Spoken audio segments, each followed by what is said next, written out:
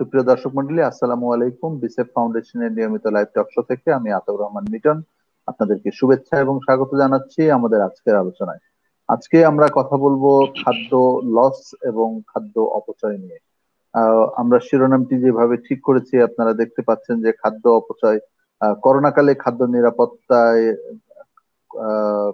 করোনাকালে খাদ্য নিরাপত্তা চ্যালেঞ্জ, আমাদের খাদ্য অপচয় রোধের গুরুত্ব, এটা হচ্ছে বিষয়। কারণ একদিকে আমরা আহ সকলের জন্য খাদ্য নিরাপত্তা নিশ্চিত করতে চাই, সেটা যেমন একটা প্রসঙ্গ, অপরদিকে আমাদের এই খাদ্য অপচয় এবং খাদ্য যে নষ্ট, food loss and food waste, সেটাও একটা খুব বড় একটা বিষয়। এই বিষয়গুলো নিয়ে আজকে আমরা কথা বলবো। কথা বলার জন্য আমাদের সঙ্গে যুক্ত আছেন আন্তর্জাতিক ফুড ভ্যালু চেইন বিশেষজ্ঞ ডক্টর তাজুল ইসলাম। তিনি বিসেফ ফাউন্ডেশনের সঙ্গেও জড়িত। আমি দেখতে পাচ্ছি এই মুহূর্তে আমাদের সঙ্গে যুক্ত আছেন জনাব রেজাউল করিম সিদ্দিক। রানা ভাইয়ের ক্যামেরার কোনো একটা সমস্যা থাকতে পারে। রানা ভাইকে খুব ডার্ক দেখা যাচ্ছে, মানে বোঝা যাচ্ছে না স্ক্রিনে। আমাদের সঙ্গে আজকে আলোচনায় যুক্ত হচ্ছেন, এখনই যুক্ত হলেন কৃষিবিদ জনাব সাইফুল আজম খান। কৃষিবিদ সাইফুল আজম খান একজন সরকারি কর্মকর্তা। আমি তার সেই সরকারি পরিচয়ের বাইরেও তিনি একজন নাগরিকের জায়গা থেকে, একজন অ্যাক্টিভিস্টের জায়গা থেকে তিনি কথা বলবেন এবং আজকের যে বিষয় সেই বিষয়গুলো নিয়ে আলোচনা করবেন। আমাদের সঙ্গে যুক্ত আছেন আমাদের সংগঠনের সভাপতি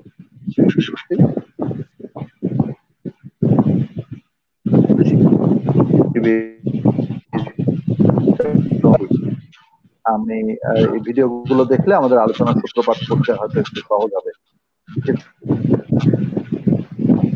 করে আমরা সম্ভবত জানি যে গত 29শে সেপ্টেম্বর ছিল আন্তর্জাতিক খাদ্য অপচয় দিবস, এবং এই প্রথম, এটা আগে আমি জানতাম না, এই প্রথম বিশ্বে একটা নতুন দিবস ঘোষণা করা হলো, দিবস 29, এবং বাংলাদেশে এবছর সেই দিবসটি পালিত হয়েছিল। কৃষি মন্ত্রণালয়ের মাননীয় মন্ত্রী তিনি সেই দিবসের একটি সেমিনারে বক্তব্য রেখেছিলেন। তার বক্তব্যের একটি ছোট্ট অংশ আজকে আমরা এখানে শুনবো, আর খাদ্য অপচয়ের ব্যাপারে আরেকটি টেলিভিশন রিপোর্ট আমরা দেখবো। আপনারা আমাদের সঙ্গেই থাকবেন।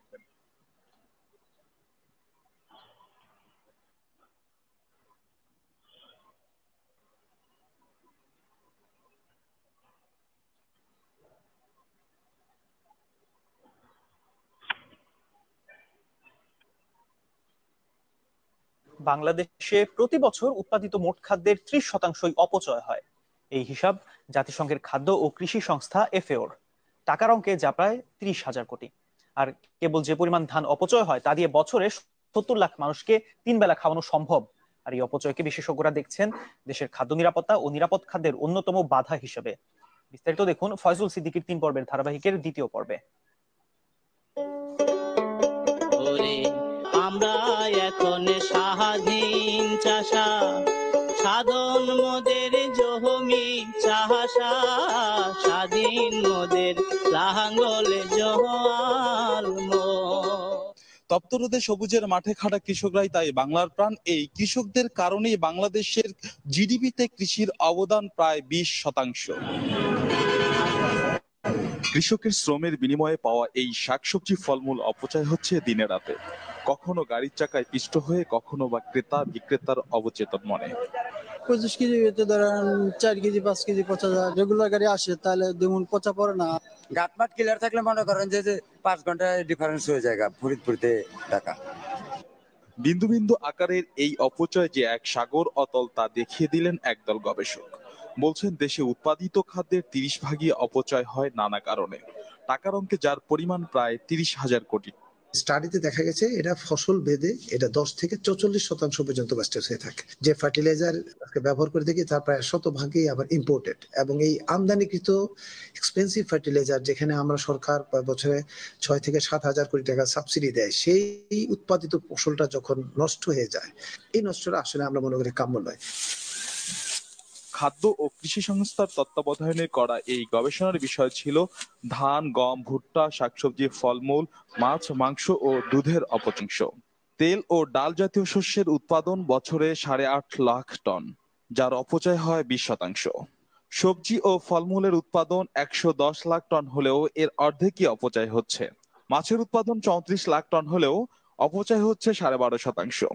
মাংসের উৎপাদন প্রায় 36 লাখ টন হলেও 20% নানা কারণে অপচয় হয়, আর প্রায় 51 লাখ টন উৎপাদিত দুধের 20% অপচয় হচ্ছে। খাদ্যভেদে এখানেও অপচয় হচ্ছে নিয়মিত, তবে এখানে বেশি অপচয় হয় পরিকল্পনা ও অব্যবস্থাপনার কারণে। পুষ্টিগুণ ও পরিমাণের দিক দিয়ে অপচয়টা বেশি হয় উৎপাদন থেকে টেবিলে যাওয়া পর্যন্ত। খাদ্য উৎপাদনে সার, ডিজেল, বালাইনাশক, সেচ, বীজ অনেক কিছুই লাগে। খাদ্য অপচয় হলে এগুলোরও অপচয় হয়, ফলে পরিবেশ ও জলবায়ুতে বিরূপ প্রভাব পড়ে। দেশের খাদ্য নিরাপত্তা ও নিরাপদ খাদ্য নিশ্চিতের জন্য যে কোনো মূল্যে এই অপচয়কে সহনীয় পর্যায়ে আনতে তাগিদ দিলেন এফএওর শীর্ষ এই কর্মকর্তা। Faizul Siddiqui, channel 24, Narsingdi.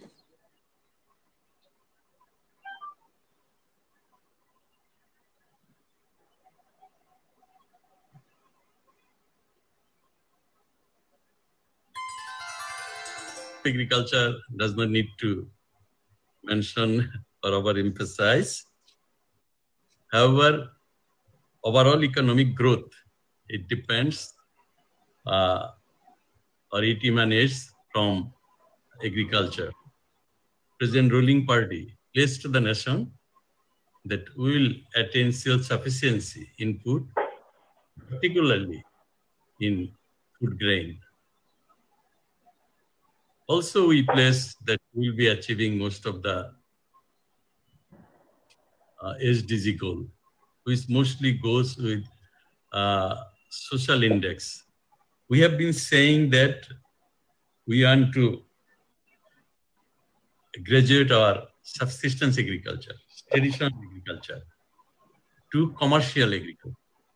We're saying traditional agriculture, we want to shift to modern agriculture. For that, we need mechanization, reduce loss and waste, and also we want to eat safe food. To do that, for global, for domestic market, we need good food. And for that, we are talking about safe food. For that, we are talking about GAP, good agricultural practices, best agricultural practices. Our main thrust in agriculture is go for agro-processing to add value and make agriculture profitable.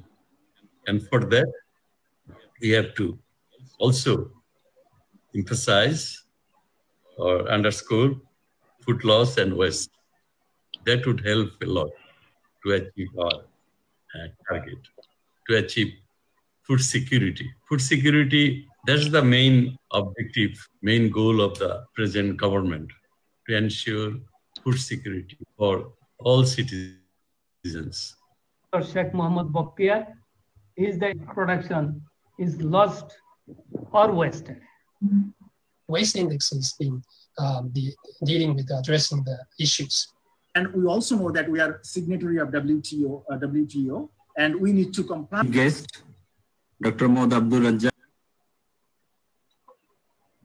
ধন্যবাদ দর্শক মন্ডলী এবং সম্মানিত অতিথি মন্ডলী, আপনারা আমাদের সঙ্গে ছিলেন। আমরা দুটো ভিডিও দেখলাম। তার একটি ভিডিও হচ্ছে বাংলাদেশে যে ফুড লস হচ্ছে বা ফুড ওয়েস্ট হচ্ছে তার উপরে একটি টিভি রিপোর্ট, যেটি 1 বছরের পুরনো।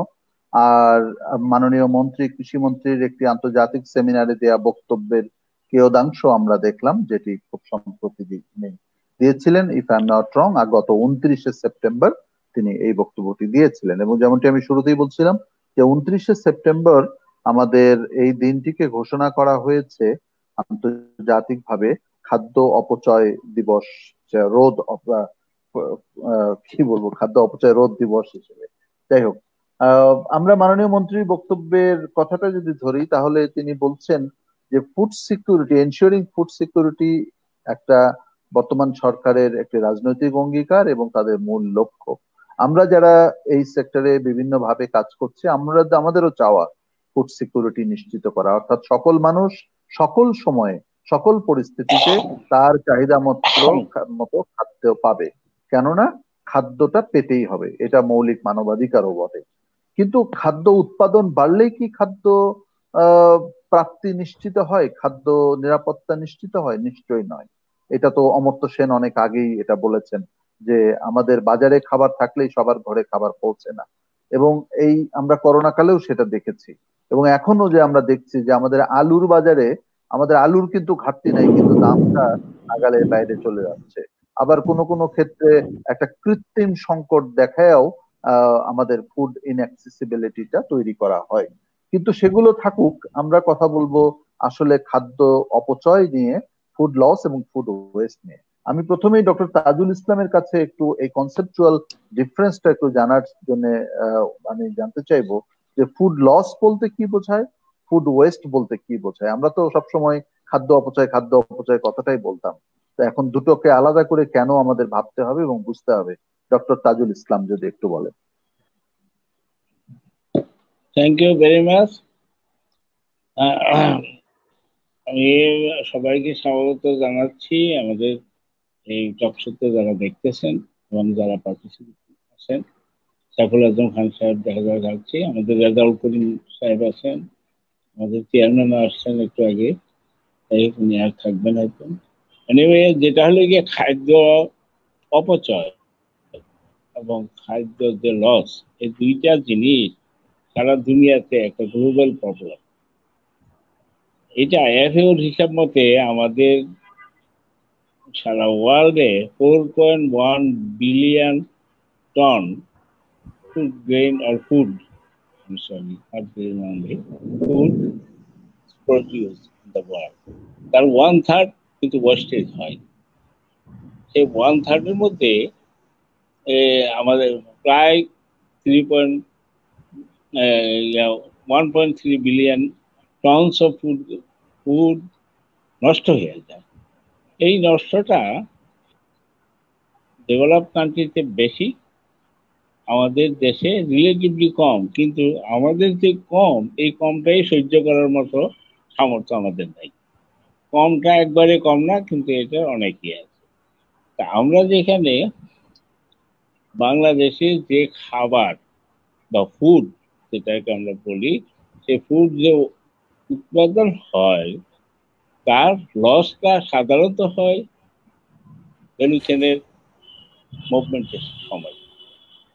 এটা প্রোডাকশনে, হারভেস্টিংয়ে, পোস্ট হারভেস্ট ম্যানেজমেন্টে, ট্রান্সপোর্টেশনে, স্টোরিংয়ে এবং প্রসেসিংয়ে। প্রসেসিংটা দুইভাবে হয়, একটা হলো হোম প্রসেসিং আর একটা হলো ইন্ডাস্ট্রিয়াল প্রসেসিং। এই বিভিন্ন সেগমেন্টে কিন্তু আমাদের ফুড লসটা হয়। লসটা কিভাবে হয়? যে আমাদের এখানে মনে করেন যে আমাদের যে বর্তমানে যে ট্রান্সপোর্টেশন সিস্টেম আছে, আমাদের যে পোস্ট সার্ভিস ম্যানেজমেন্ট সিস্টেম আছে, এইগুলি নয়, ইন্টারন্যাশনাল স্ট্যান্ডার্ড তো নাই, লোকাল স্ট্যান্ডার্ডও নাই। এটা মোটামুটি একবারে পোস্ট সার্ভিস ম্যানেজমেন্ট সিস্টেমটা নাই বললেই চলে। ফার্মারের বাড়িতে খোলা ঘর নাই, হারভেস্টিং এর সেইটা নাই, কিছুই নেই, কিন্তু সেইখানে অনেক কিছু আমাদের লস হয়ে যায়। আমরা যারা আমাদের যে লসটা যেটা আসে বর্তমানে, আমি লসটা নিয়ে আগে আলাপ করবো, পরে আমি আলাপ করবো ওয়েস্টেজটা নিয়ে। তো লসটা যা হচ্ছে, যেমন মনে করেন আমাদের দেশে প্রায় ওভার 200 ক্রপ আমরা প্রডিউস করি বাংলাদেশ। তার মধ্যে মেজর ক্রপ হলো রাইস, তারপর আছে ভেজিটেবল, ফ্রুট, তার মধ্যে সিরিয়ালস এর মধ্যে আছে আমাদের হুইট এবং ভুট্টা। এই জিনিসগুলি যখন আমাদের হয়, আমাদের যদি আমরা গ্রেন ক্রপে যাই, আমাদের বাংলাদেশে আমাদের রাইস, আমাদের প্রোডাকশন হয় গিয়ে 36 million ton rice, 53 million ton পেটি। এইটার প্রসেসিং এর সময় আমাদের অ্যাটলিস্ট 13 to 14% লস হয়ে যায়। এখন বলুন 36 মিলিয়ন টন ফুড গ্রেনের যদি 13% লস হয়, তাহলে এটা on an average is 4.5 million ton food grain loss হয়ে যাচ্ছে। এটা due to harvesting, processing, winnowing, dry, এই অল সব ইয়াতে এটার মধ্যে নষ্ট হয়ে যাচ্ছে। এবং এই 4.5 মিলিয়ন প্লাস আমাদের ভুট্টা এবং গম, ভুট্টা 3 মিলিয়ন টন আর গম আসতেছে গিয়া অ্যাবাউট 1.5 মিলিয়ন টন। এই 3.5 মিলিয়ন টন মধ্যে গিয়া ওখানেও আমরা দেখি অ্যাটলিস্ট 10 থেকে 12% নষ্ট হয়ে যাচ্ছে। আমরা টোটাল যদি ফুড গ্রেন লস দেখি আমাদের ইয়াতে, তাহলে দেখা যাচ্ছে কি আমাদের about 5.6 million ton grain loss আসছে। এই গ্রেনটার ইন্টারন্যাশনাল মার্কেট প্রাইসে অ্যাবাউট $300 করে যদি পার টন হয়, $1.6 বিলিয়ন আমাদের লস হয়ে যাচ্ছে। এখন সেই লসটার সাথে যদি একটু আগে যেটা আমাদের বললেন, মিল্টন সাহেব বললেন, এর সাথে যদি আমরা যদি প্রোডাকশন কস্টটা ধরি, তাহলে এইটা গিয়ে দাঁড়াচ্ছে গিয়ে অ্যাবাউট গিয়ে $2.5 মিলিয়ন, $2.5 বিলিয়ন। এর ফলে আমাদের যে ফল যেটা আছে, ফ্রুটস, বাংলাদেশে আমাদের 5 million ton, 50 lakh ton fruits production হয়। এই ফ্রুটস এর লস হলো 30%। আর এটার লসের ভ্যালুটা দিয়ে দাঁড়াচ্ছে এবার $6 মিলিয়ন। শাকসবজি আমাদের আছে 4 million metric ton, 40 lakh plus. এখানে 20% আমাদের লস হচ্ছে। আর এই লসের ভ্যালুটা গিয়ে দাঁড়াচ্ছে অ্যাবাউট $314 মিলিয়ন। পেঁয়াজ আমাদের দেশে অ্যাবাউট 2 মিলিয়ন টন পেঁয়াজ হয়, 20 লাখ টন। সেখানে আমাদের লস হয় গিয়া 20% যদি লস হয়, পোস্ট হারভেস্ট লস আসে, তাহলে about 2.0 million tons of post harvest loss এখানে পেঁয়াজ। আর পটেটো যেটা একটু আগে যেটা বললেন আমাদের দাম বেড়ে যাচ্ছে, পটেটোটা হলো গিয়ে আমাদের 100.2 অথবা 10 মিলিয়ন টন আমাদের পটেটো লাস্ট ইয়ার প্রোডাকশন। সেই পটেটোর পোস্ট হারভেস্ট লস 20% যদি আমরা ধরি, তাহলে সেখানে আসতেছে গিয়ে $30 মিলিয়ন। ইন টোটাল আমাদের এই যে ক্রপ সেক্টরে যদি আমরা দেখি ভ্যালুটা দেখি, তাহলে দেখা যাবে যে আমাদের অ্যাবাউট $2.7 বিলিয়ন শস্য বা ফসল, খাবার নষ্ট হয়ে যাচ্ছে। এর সাথে যদি আপনারা যদি প্রোডাকশন কস্ট যদি ধরেন, তাহলে এটা $3.5 বিলিয়ন গিয়ে এটা টোটাল ভ্যালু দিয়ে দাঁড়াচ্ছে। এর সাথে আমাদের ট্রান্সপোর্টেশন কস্ট আছে 2% in grain and 20% in fresh produce. তারপর আছে আমাদের storing cost 5 to 10%. On an average, total loss is about $4 billion. Total rough estimate. এরপরে আছে আমাদের এই লাইভস্টক এন্ড ফিশারি সেক্টর, ওখানেও প্রায় $2.5 million worth of produce loss হচ্ছে। সেই লসটাতে এখন আমাদের টোটাল এগ্রিকালচারাল লস যা দাঁড়াচ্ছে সেটা about $6 million, $6 billion worth of ফসল। আমাদের দেশে আমরা যে মানুষগুলি আছে, আমাদের এখানে প্রায় 20% পিপল তারা vulnerable class, about 20 million people. এই লোকগুলির মুখে খাবার দেওয়ার জন্য যে খাবার কথাগুলি আমি বললাম, এটি এর হাফও যদি আমরা সেভ করতে পারি, তাইলে তাদের মুখে খাবার দিতে আমাদের কোনো ব্যর্থ হতে হবে না, দেশে পভার্টি থাকবে না। আমরা যতই বলি যে আমরা প্রোডাকশন বাড়াবো বা বাড়াবো, ঠিকই প্রোডাকশন বাড়াইতে হলে আপনাকে খরচ করতে হবে। You need to spend money, invest money for producing or increasing production.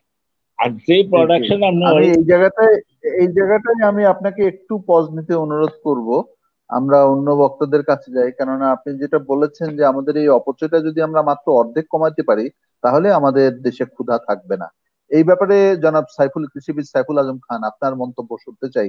অপচয় যদি আমরা মাত্র অর্ধেক কমাইতে পারতাম তাহলে পরে দেশে ক্ষুধা থাকতো না, আপনি কিভাবে দেখেন? আপনার মাইক্রোফোন মিউটেড, আমি দেখছি। জি ঠিক আছে, ধন্যবাদ।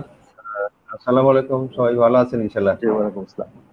আজকে আসলে অত্যন্ত গুরুত্বপূর্ণ একটা বিষয়ের উপরে আলোচনা হয়েছে, তুলে ধরেছেন। এটা আমাদের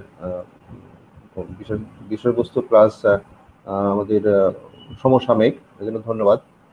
আসলে তাজুল স্যার বিস্তারিতই বলেছেন, বিষয়টা বাস্তবতাটা তুলে ধরেছেন যে আমাদের দেশ কেন সারা বিশ্বব্যাপী যে খাদ্য উৎপাদন হয় তার 30% বিভিন্নভাবেই এটা লস হয়ে যায়। তবে এখানে দুটো জিনিসের ভিন্নতা আছে, সেটা হলো যে উন্নয়নশীল এবং উন্নত দেশের দুই ধরনের দেশের মধ্যে এই যে ক্ষতির ধরনগত পার্থক্য আছে। যেমন বিভিন্নভাবেই বিভিন্ন স্টেজে খাদ্য আমাদের লস হয়ে থাকে বা নষ্ট হয়ে থাকে। বিশেষ করে যেমন হলো যে খাদ্য উৎপাদন পর্যায়ে, পাশাপাশি সংগ্রহ পর্যায়ে, প্রক্রিয়াজাতকরণ পর্যায়ে, বা আমাদের প্যাকেজিং পর্যায়ে, মার্কেটিং পর্যায়ে, পরিবহন পর্যায়ে, এমনকি আমাদের ভোক্তা পর্যায়ে, এবং সেই সাথে মেকানাইজেশন যে প্রসেস পর্যায়ে সেটাও বিভিন্ন পর্যায়ে হয়ে থাকে। কিন্তু আমাদের উন্নয়নশীল দেশে যে খাদ্যর অপচয় হার হয় তার অধিকাংশই হচ্ছে যে আমাদের উৎপাদন, সংরক্ষণ এবং পরিবহন পর্যায়ে। আর উন্নত দেশে যেটা ক্ষতি হয়ে থাকে সেটা অধিকাংশই হলো যে মার্কেটিং পর্যায়ে এবং ভোক্তা পর্যায়ে। এটার কারণটা হচ্ছে যে উন্নত দেশে আমাদের যে উৎপাদন ব্যবস্থাপনা, পাশাপাশি সংরক্ষণ ব্যবস্থাপনা এবং পরিবহন, এগুলো যথেষ্ট উন্নত এবং আধুনিক যন্ত্রীকরণ, মেকানাইজেশন হওয়ার ফলে সেখানে লসটা খুব কম হয়। কিন্তু যেটা মার্কেটিং পর্যায়ে যেটা হয় সেটা হচ্ছে যে এই প্রত্যেকটা প্রোডাক্টের একটা নির্দিষ্ট মেয়াদ ধরে দেওয়া থাকে, অর্থাৎ আমাদের যে এক্সপায়ারি ডেট থাকে, এক্সপায়ারিটা ডেট যদি ওভার হয়ে যায় তখন সেগুলো ফেলে দেওয়া হয়। পাশাপাশি যখন হারভেস্ট করা হয় তখন মাঠের যে আমাদের প্রোডাক্ট যেগুলো উৎপন্ন হয় সেটার সাইজ যদি প্যাকেজিংয়ের সাইজের সাথে বা মানে ম্যাচুরিটি ওভার হয়ে যায় বা ইনম্যাচিউর হয় তখন সেগুলো ফেলে দেওয়া হয় বা নষ্ট করে দেওয়া হয়। পাশাপাশি ভোক্তা পর্যায়ে ব্যাপকভাবে যে বিভিন্ন তাছাড়া তাদের অনুষ্ঠানে প্রচুর পরিমাণে খাবার নষ্ট হয় এবং সেগুলো এমনকি সমুদ্রে ফেলে দেওয়া হয়, এটা জানেন সৌদি আরব থেকে শুরু করে বিশ্বের বিভিন্ন জায়গায় এটা হয়ে থাকে। তো আমাদের যেটা লসের অধিকাংশই যেটা বললাম যে আমাদের উৎপাদন ব্যবস্থাপনা, পরিবহন ব্যবস্থাপনা, সংরক্ষণ ব্যবস্থাপনা, এগুলোর দুর্বলতার জন্যই হয়ে থাকে। তবে তাজুল ভাই ইতিমধ্যেই আমাদের তথ্য দিয়েছেন, সেটা হলো যে আমাদের যে বিভিন্ন ধরনের যে ফসলের ক্যাটাগরির মধ্যে দানা জাতীয় ফসলের আমাদের উৎপাদন পর্যায়ে এবং সংরক্ষণ পর্যায়ে যেহেতু এটা সংরক্ষণ নর্মালি করা যায় সেটার লসটা অনেকটাই কম হয়, কিন্তু ফল এবং সবজি পর্যায়ে পেরিশেবল যেগুলো পচনশীল এগুলোই বেশি ক্ষতি হয়ে থাকে। তবে এখন সুখের বিষয় বা সুখবর যেটা সেটা হলো যে ইতিমধ্যেই আমাদের বর্তমান কৃষি বান্ধব সরকারের উদ্যোগে ব্যাপকভাবে মেকানাইজেশন হচ্ছে এবং সেই মেকানাইজেশনের বিষয়টা হলো যে আমাদের যেহেতু দানা জাতীয় বিশেষ করে ধান উৎপাদন পর্যায়ে বা হারভেস্টিং পর্যায়ে একটা লস হয়, সেই হারভেস্টিং লসটা অনেকটাই যদি মেকানাইজেশন হয়ে যায় সেটা কমানো অনেকটাই সম্ভব হবে বা গত বছর যেটা মেকানাইজেশনের ফলে অনেকটাই কমানো সম্ভব হয়েছে। কিন্তু সংরক্ষণ পর্যায়ে আমরা অনেকটাই পিছিয়ে আছি, যদিও সরকার ইতিমধ্যে অনেক ব্যবস্থা নিয়েছে। সেই সংরক্ষণ পর্যায়ে যদি আমাদের উন্নয়ন হয় বা আমরা যদি আর একটু এগুলো ডেভেলপ করতে পারি তাহলে ভালো হবে। বিশেষ করে এখন যে পেঁয়াজের বিষয়টা চলছে, যেটা পেঁয়াজ, এটা ভালো পেঁয়াজ রেখে দিলেও এটা একটা পর্যায়ে দেখা যায় শেষের দিকে এটা শুকিয়ে যায়, প্রায় 40% পর্যন্ত বিভিন্নভাবে নষ্ট হওয়া প্লাস ওয়েট লস বিভিন্ন কারণে নষ্ট হয়ে যায়। আমাদের যে পরিমাণ পেঁয়াজ হয় সেটা যদি এই পচনটা রোধ করতে পারি বা ভালোভাবে সংরক্ষণ করতে পারি, তাহলে সেখানে আমাদের ওই যে বাড়তি যেটা আমরা বাইরে থেকে আনতে হয় অনেকটাই কমানো যেতে পারে। আমাদের এই যে আমাদের যেহেতু 2050 সাল বা 31 সালের মধ্যে আমরা যে উন্নত দেশ হতে যাচ্ছি এবং সেখানে যে পরিমাণ অতিরিক্ত জনসংখ্যার যে চাহিদা, সেই চাহিদা মোকাবেলা করার জন্য আমাদের যেমন খাদ্য উৎপাদন বৃদ্ধি করতে হবে, কিন্তু খাদ্য উৎপাদন বৃদ্ধির জন্য জমির পরিমাণ বাড়ানোর সুযোগটা কম, আমাদের ফলনটা বৃদ্ধি করতে হচ্ছে। পাশাপাশি আমাদের এই যে অপচয় যদি আমরা কমাতে পারি তাহলে সেখানে আমাদের একটা মেধা হবে। কাজে এক্ষেত্রে যেটা আমাদের প্রয়োজন সেটা হচ্ছে যে আমাদের উৎপাদন পর্যায়ে কিছু কিছু লস হয়, যেমন পোকামাকড় রোগ বালাই এর কারণেও হয়ে থাকে। পাশাপাশি যোগাযোগ ব্যবস্থা অনেক সময় জামজাট, যেমন বিশেষ করে করোনার সময় আমাদের কৃষক অনেক ক্ষতিগ্রস্ত হয়েছে, পরবর্তীতে একটা সময় মোটামুটি সরকার সঠিক সিদ্ধান্ত বা তাদের সুযোগ সুবিধা বিশেষ ব্যবস্থাপনায় অনেকটাই মেকআপ হয়েছে। এই পরিবহন ব্যবস্থাটা যদি তাদের জন্য স্পেশালাইজ করা যায়, বিশেষ করে কারগুলো ব্যবস্থা করা যায় এবং প্রত্যেকটা বড় বড় মার্কেটে যদি বিশেষভাবে গুদামের ব্যবস্থা করা যায়, কোল্ড স্টোরেজ করা যায়, তারা কৃষক হয়তো একটা নির্দিষ্ট মূল্যে সেখানে সংরক্ষণ করলো, 2-4 দিন পরেও যদি খাবার বা ফসলগুলো বা সবজিগুলো বাইরে পাঠানো যায়, সেটা একটা হয়তো তাদের লসটা কম হবে। পাশাপাশি বিশেষ ব্যবস্থাপনায় যদি বড় বড় মার্কেটগুলোতে এই কোল্ড স্টোরেজের ব্যবস্থা করা যায় তাহলে সেটা ভালো হবে। যদি আমাদের বর্তমান সরকার পেঁয়াজ সংরক্ষণের জন্য অঞ্চল ভেদে কিছু কিছু সরকারি উদ্যোগে বড় কোল্ড স্টোরেজের ব্যবস্থা উদ্যোগ নেওয়া হয়েছে, সেটা হলে আমাদের অনেকটাই মেকআপ হবে। তারপরে আমাদের মেকানাইজেশন, আসলে সবজি এবং ফলের ক্ষেত্রে মেকানাইজেশনটা হারভেস্টিং পর্যায়ে হয়তো না হলেও অন্যান্য পর্যায়ে হয়তো সুযোগ আছে, সেটাও ইতিমধ্যেই আমাদের শুরু হয়েছে। তবে সমবায় ভিত্তিতে যৌথভাবে যদি এটা সম্ভব হয়, জমির পরিমাণ বা খামারের সাইজটা যদি বড় করা যায়, সেক্ষেত্রে ওই লসটা আমাদের কমানো সম্ভব হবে। আর কিছু কিছু খাবার ফসল বা সবজি আছে যেগুলো হয়তো পচনশীল, সেগুলো যদি আমরা ভ্যালুয়েট করতে পারি, প্রসেস করতে পারি, তাহলে হয়তো দূরবর্তী মার্কেটগুলোতে আমরা না নিয়েও সেখানে হয়তো লোকাল ভ্যালু অ্যাড করে সেখানে কৃষকও দাম পাবে, পাশাপাশি আমাদের পচনটাও রোধ করা যাবে। এই একটা বিষয়। আর একটা যেটা হয় সেটা হলো যে আমাদের যখন মধ্যবর্তী যারা ব্যবসায়ী বা মার্কেটের সাথে যারা ব্যবসায়ী আছে, তারা দূরবর্তী জায়গায় নিতে গিয়ে রাস্তা যখন পৌঁছে যায় বা তাদের পরিবহন ব্যবস্থাটা অতটা সুরক্ষিত বা মানে হিমাগার সংগৃহীত না হওয়ার ফলে, পৌঁছে যাওয়ার ফলে তাদের অংশ ছেড়ে দেয়, হয়তো 10 টন নিয়ে গেল, 2 টন হতে পৌঁছে গেল। 10 টন যে দামে কিনলো সেই দামে তার লাভটা করতে গেলে ওখানে ওই 2 টনের দাম সহ তাকে তার যে বিক্রি মূল্য সেটা বিক্রি মূল্য বেড়ে যায়, তখন এই চাপটা ভোক্তার উপরে পড়ে। পাশাপাশি অনেক সময় মানে উৎপাদন চাষিও ক্ষতিগ্রস্ত হয়, তার সঠিক মূল্য পায় না। একটা বিষয় এটা হলো যে আমাদের উৎপাদন পর্যায়ে যেটা বললাম। আর আমাদের যে ভোক্তা পর্যায়ে বা সেখানেও সচেতনতার প্রয়োজন আছে। আমাদের পারিবারিকভাবে যতটুকু সবজির প্রয়োজন বা ফলের প্রয়োজন বা যেটুকু খাবার প্রয়োজন ততটুকু যদি আমরা কিনি এবং আমাদের বিভিন্ন কালচারাল অনুষ্ঠান, ভোক্তা পর্যায়ে সচেতনতার জায়গাটায় আমরা একটু পরে আসবো। আপনাকে একটু থামাই আমি এই জায়গায়। আমরা অনেকগুলো মতামত আপনার কাছ থেকে পেলাম, আমরা আসবো আপনার কাছে। আমাদের সঙ্গে রেজাউল করিম সিদ্দিকী সাহেব আছেন, আমরা তার কাছে শুনবো। রাজা ভাই, আপনি ইতিমধ্যে আমাদের পূর্ববর্তী 2 বক্তার বক্তব্য শুনেছেন। আমরা আলোচনাটা যেখান থেকে শুরু করেছি সেটা হচ্ছে করোনা কালে করোনায় খাদ্য নিরাপত্তার চ্যালেঞ্জ এবং খাদ্য অপচয় রোধের গুরুত্ব ও করণীয়। আমরা দুটো ভাগে আলোচনাটা আমরা শুনলাম, একটা হচ্ছে খাদ্য লস, ফুড লস, আর একটা হচ্ছে খাদ্য অপচয়। অপচয়টা বেশিরভাগ হয় ভোক্তা পর্যায়ে এবং এটা বেশিরভাগ হয় উন্নত দেশগুলোতে। আর খাদ্য লস যেটা ফুড লস, সেটা বোধহয় আমাদের মতো দেশে ব্যবস্থাপনাগত ত্রুটি বা প্রয়োজনীয় পৃষ্ঠপোষকতা বা কাঠামো না থাকার কারণে, সহায়ক পরিবেশ না থাকার কারণে আমাদের এখানে লস হচ্ছে। আমরা কিছুদিন আগে একটা রিপোর্ট দেখলাম যে শুধুমাত্র সৌদি আরবেই প্রায় 9 লক্ষ কোটি টাকার খাবার বছরে নষ্ট হয়। আমরা অনুমান করতে পারি যে সেটা কেন হয়। বাংলাদেশের ধনী পরিবার বা বিয়ে বাড়ির অনুষ্ঠানগুলোতেও খাদ্য অপচয় হচ্ছে, কিন্তু আমরা মনে হয় তার থেকে বেশি চিন্তিত যে ফুড লস যেটা হচ্ছে, সেই ফুড লসের বিষয়টা নিয়ে। এই ব্যাপারে কি করণীয়? কেন আমরা সবাই সবকিছু জানেন, তারপরেও এটা নিয়ে কি ধরনের উদ্যোগ আছে বা কি ধরনের উদ্যোগ নেওয়া যেতে পারে বলে আপনার কাছে মনে হয়েছে? আপনি তো এই ব্যাপারে যথেষ্ট গবেষণা করেন। মানে খোঁজ খবর রাখেন? রেজা সিদ্দিক। আমি ধন্যবাদ বিটন ভাই।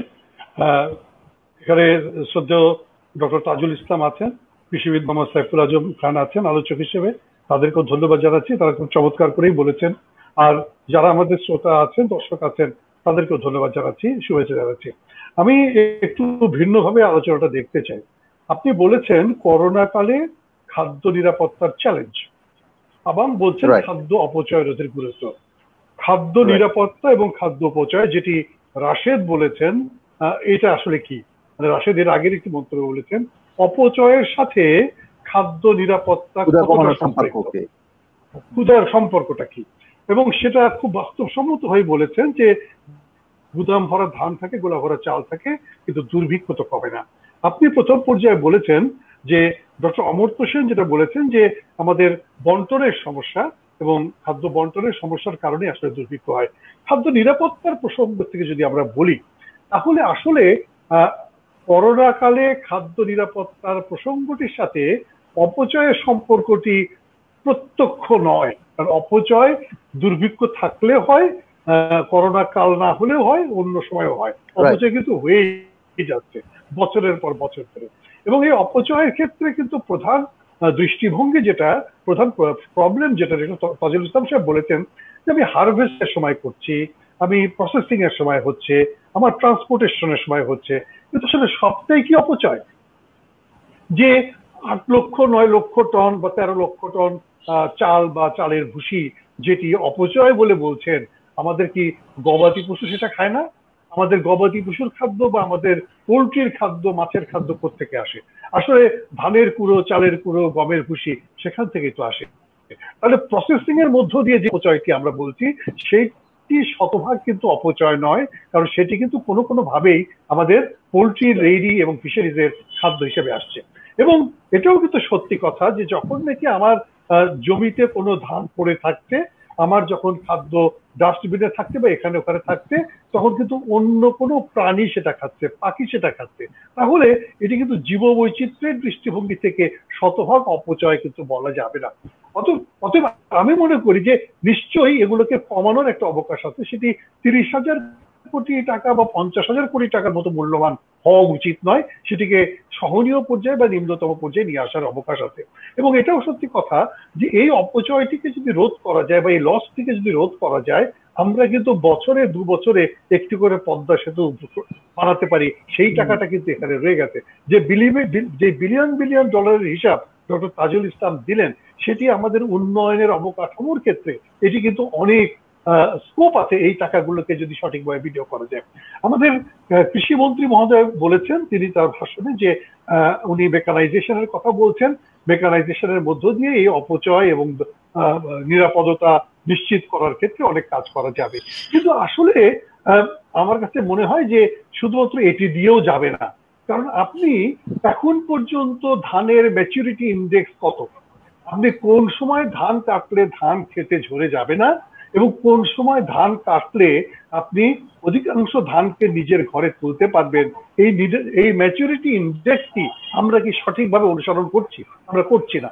এই অনুসরণ না করার কারণেও কিন্তু ধান খেতে ঝরে যাচ্ছে। অনেক সময় মেকানাইজেশন হলে তাড়াতাড়ি করা যায়, কিন্তু তাড়াতাড়িরও তো একটা মাত্রা আছে, কোন সময় তাড়াতাড়ি আপনি করবেন, এই একটা জায়গা। দ্বিতীয়ত আরেকটা জায়গা হচ্ছে একদম ঠিক সবজি ফসলের ক্ষেত্রে যদি বলেন বা অন্যান্য জায়গা করতে বলেন, সেটাও কিন্তু একটা ফ্যাক্টর। আমাদের ভ্যালু চেইন এক্সপার্টরা এখানে আছেন, তাজুল ইসলাম সাহেব আছেন বা অন্যরাও আছেন। আমি যদি এভাবে বলি, আমাদের এই ভ্যালু চেইনের কারণেও আমরা অনেক কিছু নষ্ট করে ফেলছি। আমি গ্রেডিং করতে গিয়ে অনেক কিছু ফেলে দিচ্ছি। আমি যদি গ্রেডিং করতে গিয়ে যেটা আমি ফেলে দিচ্ছি, সেটা কি আসলে অখাদ্য? সেটি তো অখাদ্য নয়। আমি গ্রেডিং করতে গিয়ে, প্রসেস করতে গিয়েও কিন্তু অনেক কিছুকে সরিয়ে ফেলছি।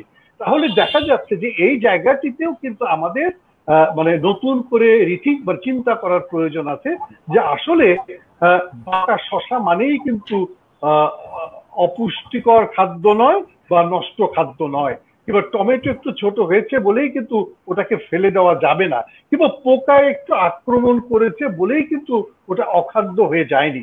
তাহলে এই সমস্ত পার্সপেক্টিভে আমাদের কিন্তু একটু চিন্তা করা দরকার।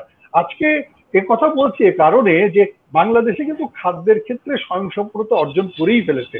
আমরা সবজির ক্ষেত্রে কিন্তু অনেক এগিয়ে গেছি, আমরা দানাদার খাদ্যের ক্ষেত্রে অনেকটা এগিয়ে গেছি, দুধের ক্ষেত্রে, মাংসের ক্ষেত্রে অনেকটা এগিয়ে গিয়েছি। কিন্তু মাথা পিছু কনজামশনের দৃষ্টিভঙ্গি থেকে আমরা কিন্তু এখন পর্যন্ত সমতার বিধান করতে পারিনি। এখনো 2 কোটি মানুষ তারা কিন্তু এক্সট্রিম হাঙ্গার সিস্টেমে থাকেন, সেটি কিন্তু এই করোনা কালে বেড়ে যাওয়ার সম্ভাবনা আছে। এখন কি করতে হবে, করার কথাটা হচ্ছে কিন্তু দুটো জায়গাতে, একটা হচ্ছে উৎপাদনের জায়গাতে এবং প্রসেসিং এর জায়গাতে কিন্তু আমাদের আরো বেশি সতর্ক হওয়া দরকার, এবং সেখানে যারা কৃষক আছেন তাদেরকে অনেক বেশি করে জ্ঞান দিতে হবে বা তারা ধারণা দিতে হবে। আমাদের সম্প্রসারণ কর্মীরা যারা মাঠ পর্যায়ে আছেন তারা এই জায়গাগুলোতে আরো বেশি করে কাজ করতে পারেন। কারণ এটা ঠিক যে সাইফুল আজম খানরা জানেন যে আমরা কত পার্সেন্ট ধান পাকলে কাটতে বলি, কিন্তু কৃষক আসলে কত পার্সেন্টের জন্য ওয়েট করেন। অর্থাৎ দেখা যায় যে ওই জায়গায় ম্যাচুরিটি ইন্ডেক্স তারা কিন্তু অনেক বেশি পরিপক্ক না হওয়া পর্যন্ত কাটতে চান না, তাহলে কিন্তু ওই যে ধান ঝরে যাওয়ার যে সংকটটি এটি কিন্তু আর থাকে না।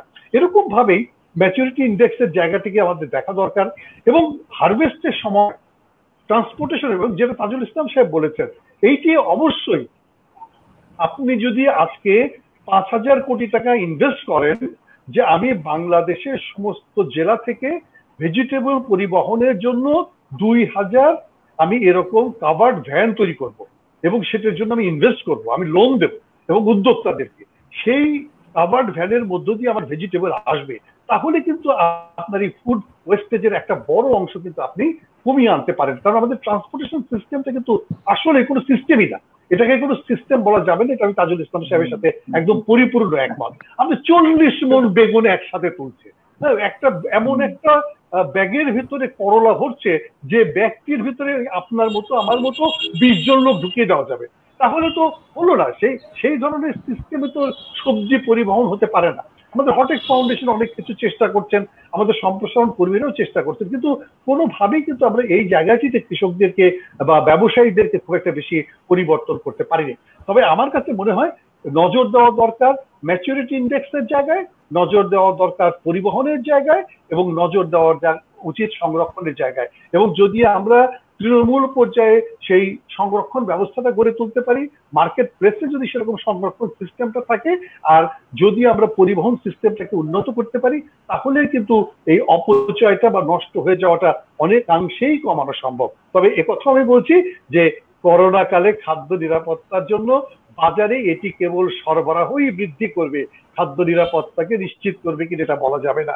কারণ ওইটি ডিপেন্ড করে ডিস্ট্রিবিউশন সিস্টেমের উপরে, যেটি আসলে আমরা তাদের ঘরে ঘরে মানুষের অ্যাক্সেসিবিলিটি কতখানি বাড়াতে পারলাম, যে বাজারে আলু থাকার পরেও কৃষক বা মানুষ বা ভোক্তা কিনতে পারলো কিনা, সেই জায়গাটি হচ্ছে অন্য একটা আসপেক্ট, অন্য একটা চ্যাপ্টার। আমরা হয়তো সেইটা নিয়ে পরে কথা বলতে পারি। আমি আপাতত এই জায়গাটিতে আমার আলোচনাকে থামিয়ে দিতে চাই। ধন্যবাদ।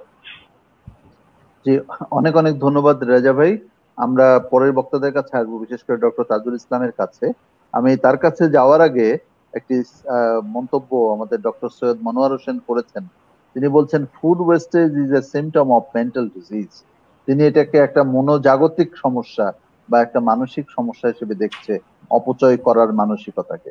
এটা আমাদের ইয়েতেও বলা হয় যে অপচয়কারী শয়তানের ভাই, সেই হিসেবে যে কোনো ধরনের অপচয়ই খারাপ, এবং এটা সত্যি সত্যি একটা মানসিকতাও বটে। কিন্তু আমরা যে আজকে ফুড লসের কথাটা বলছি, সেটা কিন্তু শুধুমাত্র মানসিক ব্যাপার নয়, সেটা কিছু প্রযুক্তিগত বিষয়ও আছে, যেটা রেজাউল করিম সিদ্দিক সাহেবও বললেন। যেমন ধানের ম্যাচুরিটি ইন্ডেক্সটা যদি এখন কৃষক না বোঝে অথবা না মানে, তাহলে যেমন একটা সমস্যা।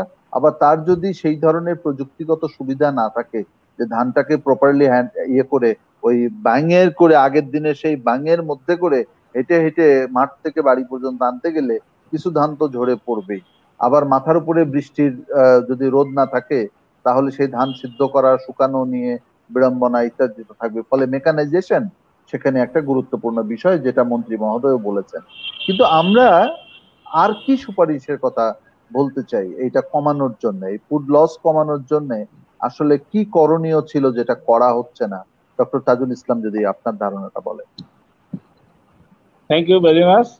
আচ্ছা, তার আগে যেটা আমি আমার রানাভাই যেটা বলছিলেন যে ফুড ওয়েস্টেজ, যেটা এটা যদি ফুড হয়, যখন এটা ফুড থেকে ফিডে চলে যায়, ওইটাও কিন্তু ফুডের ডেফিনিশনে এটা ওয়েস্টেজ হয়। অর্থাৎ আপনি যদি পাখিরে খাওয়ার, গরুরে খাওয়ার, হ্যাঁ আপনার মাছকে খাওয়ার, that is feed not food. সুতরাং আপনার এটাকে কিন্তু আপনার ফুড লস হিসেবেই না কাউন্ট করবেন। এটাই করছে সারা দুনিয়াতে, এটা হলো নর্মাল ডেফিনেশন।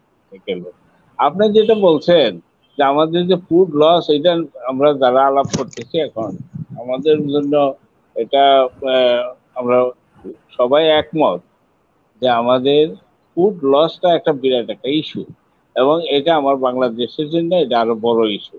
যেটা রাজা ভাই বলছেন, আমার যে গরিব মানুষগুলি এদেরকে খাওয়ানোর জন্য হইলো না আমার এই ফুড লসটা দরকার, যদিও ডিস্ট্রিবিউশনের সময় আমি দিতে পারি কিনা সেটা আলাদা। আচ্ছা, আপনি যে প্রশ্নটা করছেন যে এই ফুড লসটা কিভাবে কমানো যায়, আচ্ছা আমি রাইস নিয়ে শুরু করি।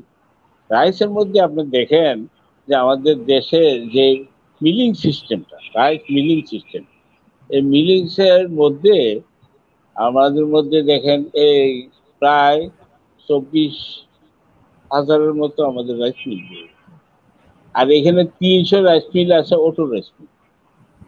অটো রাইস মিলে হলো গিয়া রিকভারি হলো গিয়া 65 থেকে 66% পর্যন্ত উঠে গেছে। আর ওই যে ওল্ড রাইস মিলগুলি যেগুলি আছে, ট্রেডিশনাল রাইস মিল, ওদের আইসা যাচ্ছে 55 থেকে 56, ম্যাক্সিমাম 57% তারা রিকভার করতে পারছে।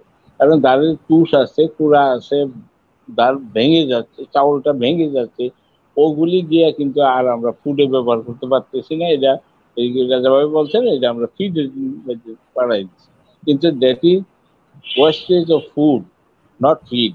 ফিড হলো আলাদা ডিফিনিশন, সে গেল এটা। ওখানে যদি আমরা দেশের এই অটো রাইস মিলগুলিকে যদি আমরা লোন দিয়া এখানে যদি আরো কিছু সংখ্যক রাইস মিল অটো করে দিতে পারি, তাইলে আমাদের দেশে অটোমেটিক খালি রাইস মিলিং সিস্টেম থেকে অ্যাটলিস্ট 1.5 থেকে 2 মিলিয়ন টন রাইস চাউল, যেটা পেডিনে চাউল যেটা বেরিয়ে আসবে এডিশন, এটা হলে তারপর আছে আমাদের যেটা রাজাভাই বললেন, আমাদের সাইফুল আজম সাহেব বললেন যে আমাদের ট্রান্সপোর্ট সিস্টেমটা খুব খারাপ। এটা দুনিয়ার, আমি সারা দুনিয়ার বহু দেশে ঘুরছি, বাংলাদেশের মতো এরকম ট্রান্সপোর্ট সিস্টেম বুঝি নাই। ওই যে মানে এরা 40 মন আপনার ধরলো করলা উপরে দিয়ে ট্রাকের মধ্যে ঢুকাইয়া, হ্যাঁ 10 টনি ট্রাকে 40 টন মাল ঢুকাইলো, ঢুকাই সেটা তার উপরে আবার কিছু লোক বসায়, সেই লোকগুলির না তারা আনে ক্যারি করে, এবং সেই লোকগুলির ইভেন ন্যাচারাল কস্ট যেগুলি আছে লং ড্রাইভে যখন আসে সেইগুলিও ওখানে এর মধ্যে দিচ্ছে। আপনি এই সাইডের মধ্যে সেভ ফুড পেতে পারবেন, কেমনে রাখবেন? এই জন্যে আমাদের দরকার হলে যে কাভার ব্যান্ড অথবা ওই যে রেফ্রিজারেটেড ব্যান্ড, এই দিয়ে দিলে আমাদের দেশের খাবারগুলিও সেফ থাকবে এবং লসটা অনেক কমবে। সিমিলারলি আমাদের স্টোরিং সিস্টেমগুলিকে রাতারাতি আমাদের এটাকে রিভাইজ করা দরকার। সেই আমাদের যে স্টোর আছে, রাইসের যে স্টোর আছে সাইড ওটার মেকানিজম আর আমাদের যে পটেটো স্টোর, সে আলু স্টোরের মেকানিজম কিন্তু এক না, ডিফারেন্ট। আর আলু যেটা অ্যাপ্লাই করি সেইটা কিন্তু পেঁয়াজে করা যায় না, কাঁচামরিচে ওইটা করা যাবে না। এই জিনিসগুলি আমাদের বুঝতে হবে এবং আমাদের পলিসি প্ল্যানারদেরকে এই জিনিসগুলি চিন্তা করতে হবে, তাদের প্রত্যেকের জন্য আলাদা একটা ইয়া করতে হবে। আর একটা হলো যে পোস্ট হারভেস্ট ম্যানেজমেন্ট। আমরা কিন্তু এই কোভিড-19 আমরা বিরাট একটা শিক্ষা পেয়েছি, কারণ আমাদের যে জমিতে লেবারের অভাবে যে ফসল পচে গেল, ধানের জন্য হারভেস্টার দিছে সিলেটে, এটা কিন্তু সারা বাংলাদেশে সবখানে তারা অনেকে পায়ও নাই, কিন্তু অন্যান্য ফসল যেগুলি আছে যেমন তরমুজ জমিতে পাইকা পইরা ছড়ে গেছে, আনতে পারে নাই আমার এলাকাতে।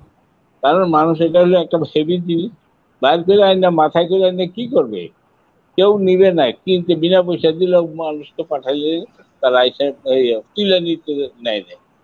তারপর ধরুন বাঙ্গি, যে সময়ে না আমরা ব্লক ছিল, সেই লকডাউনের সময়ে ফার্মারদের প্রচুর ফসল নষ্ট হয়ে গেছে।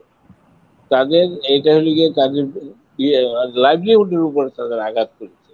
তাদের কাছে এখন টাকা নাই, তারা তো নেক্সট ফসলটা যে করবে সেই টাকা নাই, তারা এখন দৌড়ায় বিভিন্ন জায়গায়। তো এখন ওই জিনিসটা রক্ষা করার জন্য আমাদের যেটা গভর্নমেন্টও একবার মতামত নিচ্ছে যে উপজেলা লেভেলে পোস্ট হারভেস্ট ম্যানেজমেন্ট সেইট করা কিছু করা যায় কিনা এবং করা কিনা, এটার একটা বিরাট একটা উপকার ওখানে আছে। একটা লোক যদি হারভেস্ট করার পর দেখে যে তার প্রোডাক্টটা বিক্রি করতে পারছে না, একদিন বা 2 দিন রাখার মতো জায়গা যদি তার থাকে, তাইলে it will be beneficial for the farmer at the same time এই যারা ব্যবসায়ী আছে তাদেরও, কারণ এই জিনিসটা পৌঁছবে না। আর ভোক্তাদের জন্য তো এটা শোনাই শোনা হবে যে এটা অ্যাটলিস্ট না পাওয়ার চেয়ে তারা পাইতেছে। এই হলো আরেকটা সবচেয়ে বড় যে জায়গা, হ্যাঁ, এই জিনিসগুলি করা, যেটা আমাদের সাইফুল আজম সব বলছেন, রানাভাই বলছেন, সেটা হলে কিনা আমাদের যে প্রসেসিং সেক্টরটা, বাংলাদেশের প্রসেসিং সেক্টরটাকে ইনভেস্টমেন্ট বাড়াইতে হবে। কিন্তু আমরা যে কথাগুলি এখন বলতেছি কোনোটাই না ফ্রি দেওয়ার কথা না, গভর্নমেন্টের ফ্রি পয়সা দেওয়ার দরকার নাই, কিন্তু একটা প্ল্যান করে ইনভেস্টমেন্ট যদি আমরা বাড়াই, যে আমরা আগামী 5 বছরে আমরা প্রসেসিং সেক্টরটাকে এই দুর্নীতি উঠাই নিয়ে যাব, আমাদের যে পোস্ট হারভেস্ট লস, এই লসটা ওদের অনেকটাই না বন্ধ হয়ে যাবে যদি আমাদের ফ্যাসিলিটি থাকে রুরাল এরিয়াতে। এবং সেইখানে এটা কোনো এটা আচার বানানো না, এটা প্রাণের মতো কোম্পানি ঘোরাশালি করছে। এই ধরনের কোম্পানি আরো প্রত্যেকটা উপজেলা হয়ে যায়, তাইলে দেখা যাবে কি এগুলি আমাদের দেশে ইয়েগুলি আর করবে। আর সবচেয়ে বড় যে জিনিসটা আমাদের যে এক্সপোর্ট, এই এক্সপোর্টটাকে আরো বাড়াইতে হবে। সে বাড়াইতে হইলে আমাদের যে স্যানিটারি এবং ফাইটোস্যানিটারি সিস্টেম, ওই সিস্টেমটাকে উন্নতি করতে হবে। ফাইনালি আমি যেটা বলি, আরেকটা হলে আমার এই 6 নম্বর সাজেশন হবে, সেটা হচ্ছে কৃষি রিসার্চ এবং এক্সটেনশন R&D যাকে বলি আমরা, সেইখানে সরকারের পয়সা খরচ করতে হবে।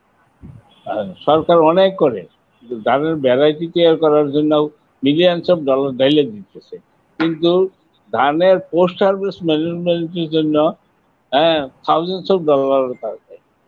আপনার বিড়িতে জিগায় দেখেন, দিদিকে জিগায় দেখেন, সে বলবে যে তার এখানে 2% নাই পোস্ট হারভেস্ট রিসার্চের জন্য, তেমনি বাড়িতে নাই, বাড়ির একই অবস্থা, কৃষি গিয়ে দেখবেন সেই একই অবস্থা সবখানে। সবাই যে ইনভেস্টমেন্ট বা যে রিসার্চগুলি এখন আসে, এটা গতানুগতিক রিসার্চ। আমাদের রাইস ভ্যারাইটির বাড়ি 100, ওই দিন একজনে বলতেছিল যে কামালদাতা সেঞ্চুরি করেছে রাইস ভ্যারাইটি তৈরি করার। ভালো কথা, আমরা সবাই প্রাইস হার, কিন্তু এই রাইসটা ভ্যারাইটিটা বাইরে এটা কিভাবে ক্লিন করবে, কিভাবে মিলিং করবে এবং কিভাবে প্রসেসিং করতে, রাইসের ব্যাগগুলি কি সাইজের হবে, এই ধরনের রিসার্চ তো কামালতারা করে নাই। হ্যাঁ, রাইস রিসার্চ ইনস্টিটিউট এইগুলি পোস্ট হারভেস্ট ম্যানেজমেন্টে কোনো রিসার্চ, এখন তাদেরকে বলতে হবে যে তোমরা এই রিসার্চগুলি ইনক্লুড করো, কিন্তু তারা করবেই বা থেকে, তাদের যেই টাকা আসে সেই টাকা তার ডেভেলপমেন্টের কাছে ব্যবহার করে ফেলবে। যদি ভ্যারাইটাল ডেভেলপমেন্টের হয়ে যায়, তারপর তাদের ওই ভ্যারাইটির আউটপুট যেটা আছে এইটাকে মেনটেন করার জন্য তাদের করতে হবে। এইগুলি হলো পলিসি ইস্যু আমাদের চেষ্টা করছি। আমি আশা করি আমি জাস্ট একটা পয়েন্ট দেবো, আমি আশা করি যে আমাদের এক্সপোর্ট বাড়াইতে হলে আমাদের ভ্যারাইটি লাগবে। আর একটা পয়েন্ট আছে, জি বলুন বলো। আচ্ছা, আমি একটা পয়েন্ট দিচ্ছি, সেই একটা পয়েন্ট হলো গিয়া যে আমাদের ভ্যারাইটি এক্সপোর্ট যদি বাড়াইতে হয় আমাদের এই এই যে তরকারি খাওয়ার গোলালু যেটাকে আমরা বলি বা পটেটো ওইটা এক্সপোর্ট করা। হ্যাঁ হচ্ছে আচ্ছা, তরকারি খাওয়ার পটেটো এক্সপোর্ট করার মার্কেট দুনিয়াতে নাই, আর মোটা ধান চাউলের মার্কেটও দুনিয়াতে নাই। মোটা সুগন্ধি চাউল যদি বিডি তৈরি করে এগুলি এক্সপোর্ট হবে। আর আলু যদি ইন্ডাস্ট্রিয়াল ভ্যারাইটি তৈরি করতে পারে তাহলে সে আলু পড়বে, আর না হলে আলু এই প্রোডাকশনের সময় পচবে, আবার একটু পরে গিয়ে দেয় এরকম দাম বাড়ায়। এই জন্য আমি বলি যে না, রিসার্চের চিন্তা কনসেন্ট্রেট করতে হবে, পোস্ট হারভেস্ট ম্যানেজমেন্ট এবং ভ্যারাইটিয়াল ডেভেলপমেন্ট ফর ইন্টারন্যাশনাল মার্কেট। তাহলে দেখা যাবে যে আমাদের এই কৃষির উন্নতি বা ফার্মারের অটোমেটিক তাদের জীবনযাত্রা মান দেবে। ওকে, থ্যাংক ইউ। অনেক অনেক ধন্যবাদ আপনার 7টি আপনার পয়েন্টস দেওয়ার জন্য, সুপারিশ দেওয়ার জন্য। আমরা এগুলো নিয়ে আরেকটু আলোচনা করব। সাইফুল আজম খান সাহেব কি যেন বলতে চাচ্ছিলেন? ধন্যবাদ। আমি একটা বিষয় একটু শেয়ার করতে চাচ্ছি, বিশেষ করে আমাদের রানা ভাই একটা বলছেন যে আমাদের ফসল বা ফলের যে ম্যাচুরিটি ইন্ডেক্সের বিষয়।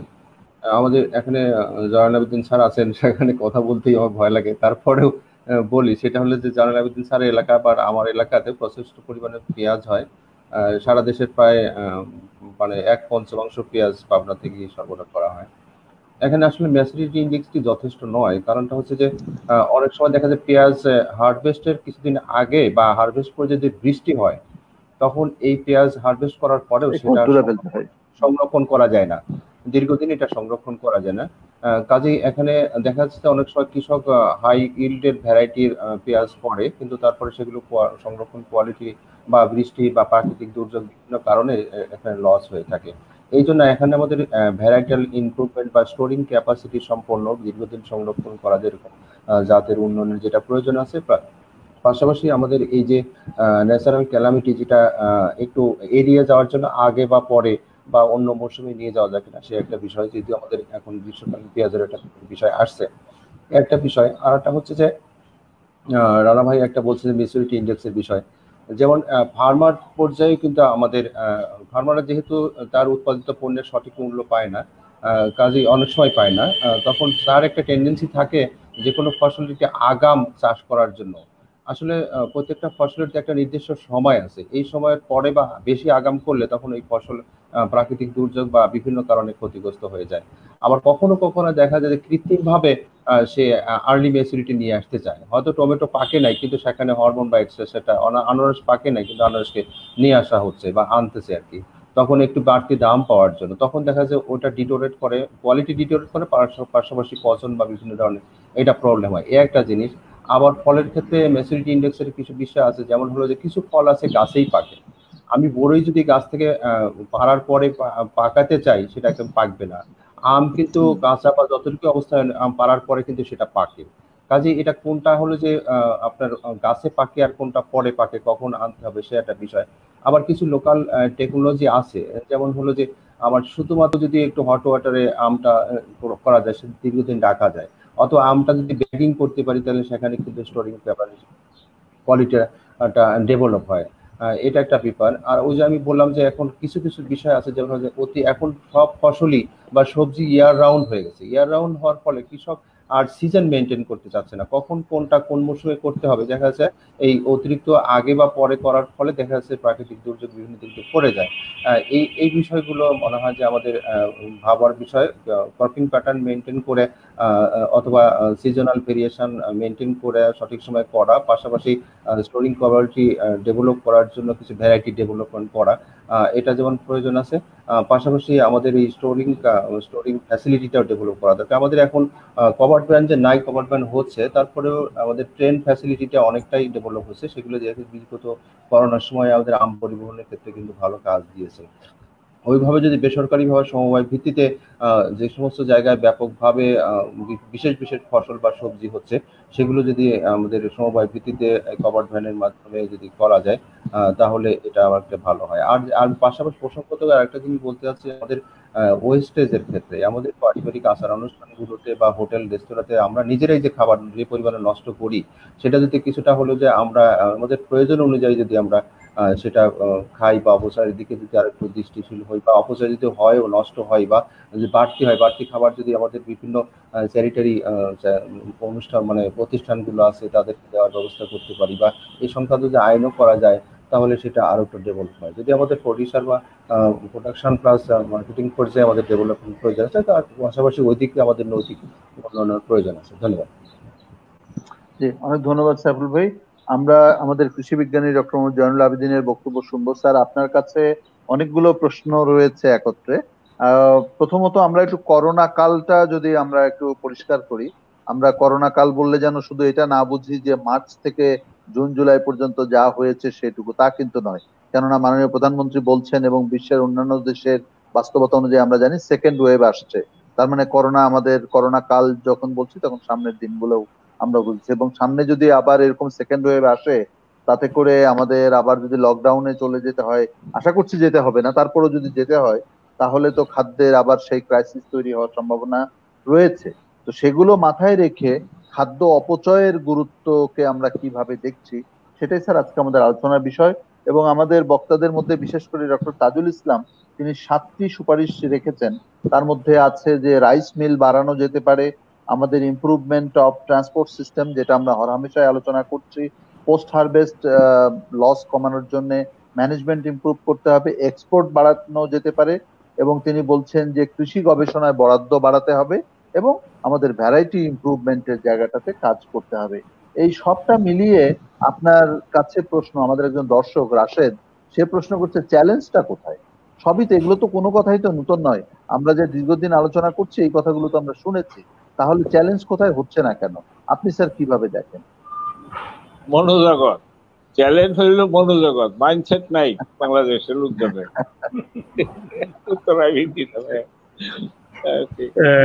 তাজুল আমার কথাটা বলেই ফেলাইলো আর কি।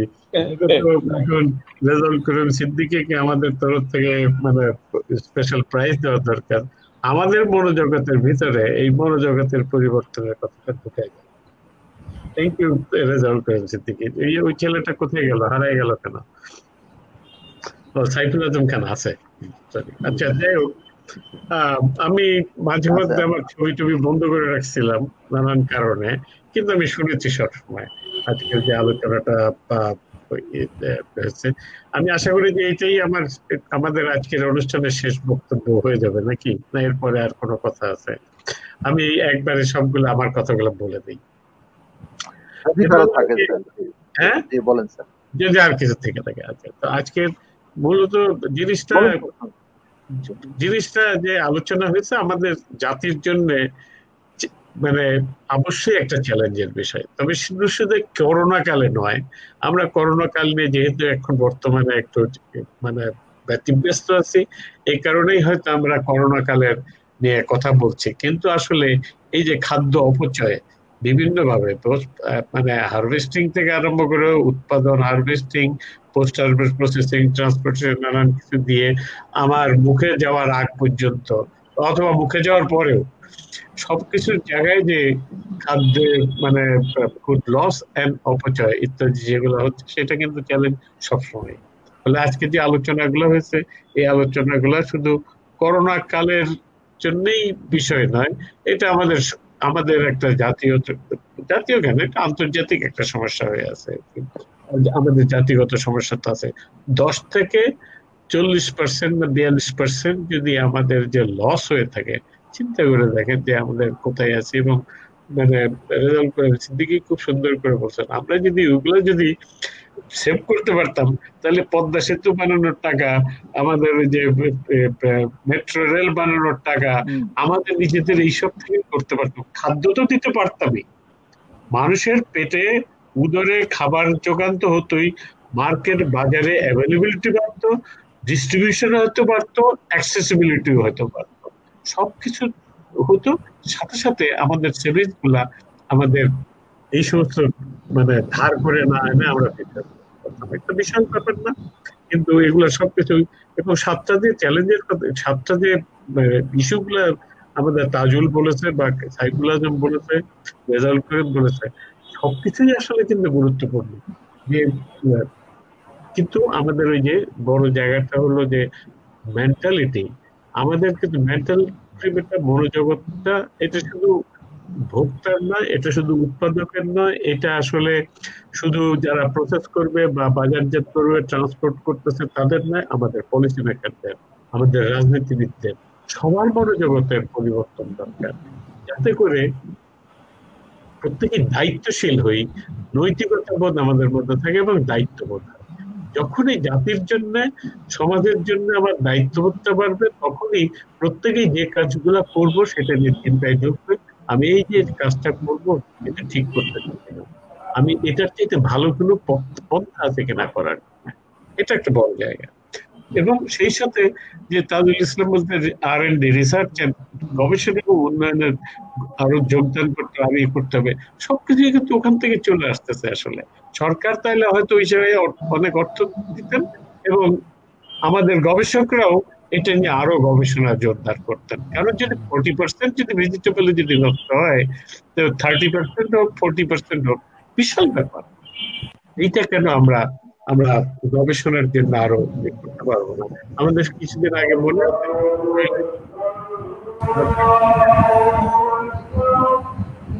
তাজুল কারো ওখানে মাইক্রোফোন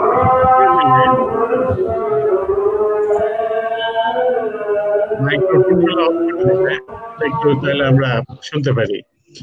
যে যে যে কথাটা বলতেছিলাম, কি বলছিলাম যেন, যে আমাদের গবেষণায় যদি আমি বলছি যে আমাদের যদি 30% যদি, কয়েকদিন আগে শৈলেন বলছিলেন পেঁয়াজের, আমাদের যে পেঁয়াজ গবেষণার প্রকল্প পরিচালক বলছিলেন যে আমাদের যে পেঁয়াজের প্রয়োজন, যেটা ডেফিসিট আছে, কিছু লস তো হবেই। ওই যে মানে বলছে হারভেস্টিং এর সময় বৃষ্টি হলে পরে, বা বৃষ্টি না হলেও পেঁয়াজ তোলার পরে শুকানোর কারণে লস হয়ে যায় অনেকটা, আমার পার্সেন্ট মনে নাই কত বলেছে, কিন্তু সেই লসটা হয়তো কিছুটা হবেই, কিন্তু তার পরবর্তীকালে যে মানে পচে যাওয়া নানান কিছু যে লসটা হচ্ছে, অথবা শুকায় যাওয়ার, আরো স্টোরেজে শুকায় যাওয়ার, সেগুলো প্রিভেন্ট করলেই আমাদের কিন্তু প্রায় আমাদের যে ঘাটতির প্রায় সবটাই আমরা মেটাতে পারি। এই জায়গাগুলো আমাদের প্রযুক্তির জায়গাগুলো খুবই গুরুত্বপূর্ণ। ফলে আমি মনে করি যে আমাদের তাজুল ইসলাম বা আপনারা যে সমস্ত পয়েন্টগুলো বলেছেন, যে সবগুলোই গুরুত্বপূর্ণ। সমন্বিত একটা ব্যবস্থাপনা এখানে দরকার, সমন্বিত পদক্ষেপ দরকার, যাতে করে আমরা এই কাজগুলো করতে পারি। আমি এক এক করে উল্লেখ করতেছি না সবগুলো জায়গায়, কিন্তু আমি একটা কথা বলতে চাই, আজকের আলোচনাগুলো বেশিরভাগই আমরা উৎপাদন এবং উৎপাদন পরবর্তী, যে বিশেষ করে মার্কেটিং এগুলোর জায়গায় অপচয়ের কথাটা বেশি হয়েছে। কিন্তু আমাদের অপচয়, কোয়ান্টিটেটিভ অপচয় হচ্ছে ওই সমস্ত জায়গাতে, উৎপাদন পরবর্তী যে সমস্ত জায়গাগুলো আছে, কিন্তু আমরা বেশি আলাপ করার সুযোগ পাই নাই। আমাদের পার্টি টার্টিতে কত নষ্ট হচ্ছে, খাবার খেতে গিয়ে কত নষ্ট করছে, বাসা বাড়িতে ফ্রিজিং না করার কারণে কত নষ্ট হচ্ছে, এই রেস্টুরেন্টে কত নষ্ট করে আসতেছি। এই সমস্ত জায়গাগুলো আসলে আলোচনা হওয়া দরকার। সবকিছু মনোজগতের সঙ্গে সম্পর্কিত কিন্তু আসলে। আর সেই সাথে আরেকটা অপচয় আছে নিউট্রিটিভ লস। আমরা কোয়ান্টিটি লসের কথা বলতেছি, আমরা পুষ্টিহীনতা, পুষ্টির যে লস হচ্ছে সেটাও কিন্তু আমাদের চিন্তা করা দরকার। আছে কিনা জানি না আমি, কিন্তু এটা নিয়েও আমাদের একদিন আলোচনা হওয়া দরকার। যে আমরা ফুড ওয়েস্টেজের কথা বলছি, কিন্তু নিউট্রিয়েন্ট ওয়েস্টেজের মধ্যে পুষ্টির যে ওয়েস্টেজ হচ্ছে সেটাও আসলে আলোচনা করা দরকার। ফলে তার সাথে সংরক্ষণ অথবা ব্যবহার বিধি অথবা পাক প্রণালী ইত্যাদি সেগুলো আমাদের জড়িত হয়ে পড়তেছে। আমি বেশি লম্বা করে ফেলতেছি আজকে, মিটন আমাকে কিছু মনে করাই দিল না যে স্যার বেশি বলতেছেন। আমি মনে করতেছি যে আলোচনাগুলো খুবই গুরুত্বপূর্ণ, আলোচনাটা বজায় রাখা দরকার।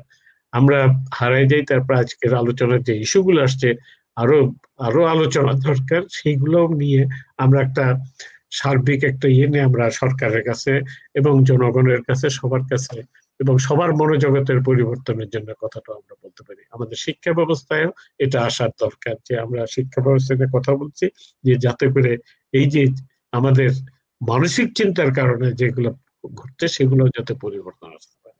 আমি অনেক ধন্যবাদ সবাইকে। Thank you so much. মিটন। জি স্যার, অনেক ধন্যবাদ স্যার, আপনার কথাগুলো গুরুত্বপূর্ণ এবং আপনি আমাদের সভাপতি হিসেবে শেষে বলেন সেই হিসেবে একটা সামারি পাই আপনার বক্তব্যে, এবং আপনি সবশেষে যেটা বলেছেন যে সুপারিশগুলোই আমরা পাচ্ছি না কেন, সেই সুপারিশগুলো তুলে ধরা হবে এবং সেই চেষ্টাই আমরা আসলে করছি। এবং মনোজগতের পরিবর্তনের সাথে সাথে এর মধ্য দিয়ে আমাদেরও এক ধরনের সচেতনতা হচ্ছে। আমাদের যে হাজার হাজার দর্শক প্রতিদিন আমাদের অনুষ্ঠানগুলো দেখেন, তারাও নিশ্চয়ই এই ব্যাপারগুলো থেকে অনেক কিছু শিক্ষা গ্রহণ করেন, অনেকে সেটা লেখেনও, সেটা বলেনও। এই যে স্যার নিউট্রিশন লসের কথাটা আপনি যে বললেন, আমার তো মনে হয় এটাও একটা নতুন ধারণা, কারণ খুব কম মানুষই, আপনি খেয়াল করে দেখবেন, শিক্ষিত মানুষের কথাই আমি বলছি, নিউট্রিশন লস এই জিনিসটা আমাদের অ্যাওয়ারনেসের মধ্যে নাই। আমরা শুধু খাচ্ছি তো খাচ্ছি, আর জিভের স্বাদে যেটা লাগে, চোখে যেটা আরাম লাগে, শুধু সেটাই আমরা খাই। কিন্তু এর নিউট্রিশন ভ্যালু কি আছে, অথবা নিউট্রিশন আমি কতটা রক্ষা করছি, এটা কিভাবে আরো রক্ষা করা যায়, সেই নিউট্রিশন লস নিয়ে আলোচনা হচ্ছে না। আমাদের সাইফুল আজম খান ভাই সমবায়ের ব্যাপারটা খুব গুরুত্ব দিয়ে বলেছেন, সেটা নিয়ে খুব কম আলোচনা হয়েছে। আমার নিজের কাছে মনে হয় যে কৃষি সমবায় খুব বড় একটা আলোচনার জায়গা, কেননা বঙ্গবন্ধু, আপনারা সবাই জানেন যে স্বাধীনতা উত্তর বাংলাদেশে বঙ্গবন্ধু কৃষিতে পরিবর্তন আনার জন্য যেই মাধ্যম গ্রহণ করতে চেয়েছিলেন, বিকশিত করতে চেষ্টা করেছিলেন, কৃষি সমবায়। আমাদের যে কোনো কারণে হোক সমবায় গুরুত্ব হারিয়েছে বর্তমানে, সেখানে কৃষি কমিউনিটি এন্টারপ্রাইজ বা কমিউনিটি উদ্যোগ ইত্যাদি এসেছে। তো যাই হোক, আমাদের কৃষি সমবায় নিয়েও ভাবতে হবে। সমবায় বলতে বোঝাচ্ছে মানুষকে একত্রিত করা, ঐক্যবদ্ধ করার ব্যাপারটা আমাদেরকে ভাবতে হবে, আর তার সাথে সরকারের প্রচেষ্টাকে সমন্বয় করতে হবে। এবং যেই কথাটা জিয়াউল হক বাবলু সাহেব অস্ট্রেলিয়া থেকে বলেছেন যে সমন্বিত উদ্যোগ ছাড়া কোনো কিছুই করা সম্ভব হবে না, আমার মনে হয় যে সেই সমন্বিত উদ্যোগের কথাটাই আমরা বারবার করে বলছি। আমাদেরও বিসেফ ফাউন্ডেশনের পক্ষ থেকেও সেটাই চাওয়া, সেটাই বলা। এই আলোচনাগুলোর মধ্য দিয়েও আমরা সেই সমন্বিত উদ্যোগে ব্যাপারটাই আমরা জোর দিচ্ছি, জোর দিয়ে বলার চেষ্টা করছি। শুধু সমন্বিত উদ্যোগ নয়, সমন্বিত ব্যবস্থাপনা, খালি সবকিছু প্রত্যেকটা পর্যায়ে, বিভিন্ন পর্যায়ে সবগুলো নিয়েই চিন্তা করতে হবে, খালি একটা কম্পার্টমেন্টাল না। রাইট স্যার, আমি সমন্বিত উদ্যোগ মানে আমরা উদ্যোগ নেবো সেটা বলি, সকলকে মিলে, আমরা যেটা বলি এটা কালেকটিভ অ্যাকশনস। এই কালেকটিভ অ্যাকশনসটা আমাদের বোধহয় দরকার, সরকারও সেখানে এগিয়ে আসবে বলে আমরা মনে করি। যাই হোক দর্শক মন্ডলী, আপনাদের চমৎকার চমৎকার সব মন্তব্য রয়েছে। আমি বলে রাখি যে মন্তব্যগুলো কিন্তু আমাদের জন্য ভীষণ মূল্যবান। আমরা আপনাদের এই মন্তব্যগুলো সংরক্ষণ করছি, এই আলোচনাগুলো সংরক্ষিত থাকছে। আমাদের সভাপতি ঘোষণা দিয়েছেন আগামী ফেব্রুয়ারি মাসে হয়তো আমরা একটি বই প্রকাশ করব, যেই বইয়ে আমাদের এই আলোচনা, এই মতামত, এই যে কমেন্টস, এগুলো স্থান পাবে। আপনারা যারা কমেন্ট করছেন, আশা করছি আমরা আপনাদেরকেও অ্যাকনলেজ করতে পারবো। সুতরাং আমরা সবাই মিলেই একটা ভিন্ন ধরনের লড়াইয়ের মধ্যে আছি। এই টকশো মানে কিন্তু শুধু কথার ফুলঝুরি ছোঁয়ার ব্যাপার আয়োজন নয়, এই টকশো গুলো আমরা করছি আন্দোলনের অংশ হিসেবে। কারণ আমরা তো পার্লামেন্টে নাই, আমরা তো পার্লামেন্টের ভেতরে দাঁড়িয়ে বলতে পারছি না। তো আমরা অন্তত আমাদের মতো এই প্ল্যাটফর্ম গুলো ব্যবহার করে আমরা আমাদের চিন্তাগুলো, আমাদের ভাবনাগুলো, আমাদের সুপারিশগুলো তুলে ধরবার চেষ্টা করছি। সেজন্য আপনাদের মন্তব্য, বক্তব্য আমাদের কাছে খুবই মূল্যবান। আপনাদেরকে ধন্যবাদ জানাই, কৃতজ্ঞতা জানাই। আজকের মতো বিদায় নিতে হচ্ছে। যারা আলোচক হিসেবে ছিলেন, রেজা ভাই, ডক্টর তাজুল ইসলাম এবং সাইফুল আজম খান, আপনাদের যদি আর বিশেষ কোনো বক্তব্য না থাকে তাহলে আমরা আজকে শেষ করব। দর্শক মন্ডলী, আগামীকাল বিসেফ ফাউন্ডেশনের সাপ্তাহিক সভা উপলক্ষে আমাদের সম্প্রচার বন্ধ থাকবে। বৃহস্পতিবারে আমরা আবার আপনাদের সাথে মিলিত হব নতুন কোনো বিষয় নিয়ে, নতুন কোনো অতিথি নিয়ে। আপনারা নিরাপদে থাকবেন, ভালো থাকবেন, নিরাপদ খাদ্যের লড়াইয়ের সঙ্গেই থাকবেন। আপনাদের সকলের জন্য শুভকামনা রইল। আমি একটা পয়েন্ট রাখতে চাচ্ছি, যেটা আমাদের প্রেসিডেন্ট সাহেব মেনশন করেছেন, আজকের আলোচনাটা আমরা কিন্তু ফুড লসের উপর করেছি, ফুড ওয়েস্টেজের উপর আলাপ হয়নি এখন। আমরা নেক্সট একটা সময়ে আমরা বুঝতে ফুড ওয়েস্টেজ নিয়ে আলাপ করবার চিন্তা করব। জি, অনেক ধন্যবাদ। আমি শেষ করি, আজকে শেষ করি, তারপরে আমরা ঠিক আছে। ধন্যবাদ, আমাদের সময় গেছে বোধহয়। জি জি জি, আচ্ছা।